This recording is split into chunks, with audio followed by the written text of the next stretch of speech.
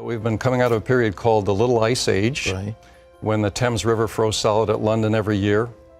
But we've had warmer periods in the past. We had a Roman warming 2,000 years ago, when the Romans wore those little skirts, and you could grow olives in Bonn. Denmark has erected over 5,000 wind turbine towers, the highest density in the world.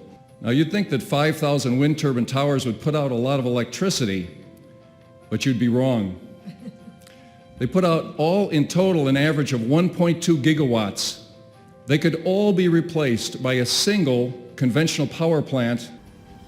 But since 1900, trade has increased an astonishing 1,800 times to a total of $18 trillion by 2013. The seas rising, the ice melting, are all of those forecasts null and void? Well, more and more evidence shows that they've been greatly exaggerated.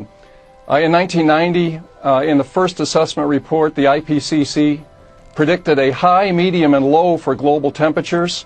Today, we stand well below their low prediction. So we're not seeing the catastrophic temperature rise.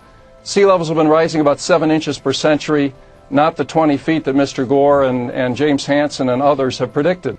Joining us now is Steve Goreham. He is Executive Director of the Climate Science Coalition of America. Steve, always a pleasure. Welcome back. Good to see you again.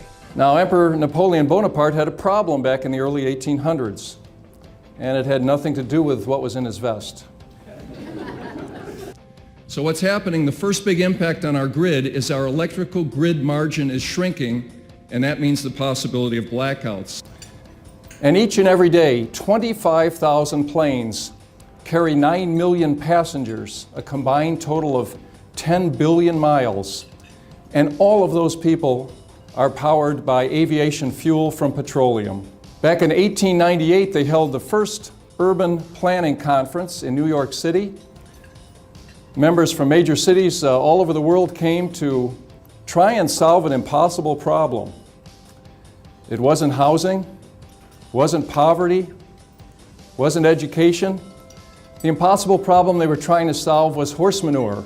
About once a quarter, I get a message from Commonwealth Edison, my electrical utility, called a home energy report, and it says something like, you use 41% more electricity than your most efficient neighbors.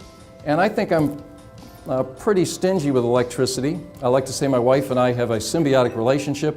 She turns the lights on and I turn them off.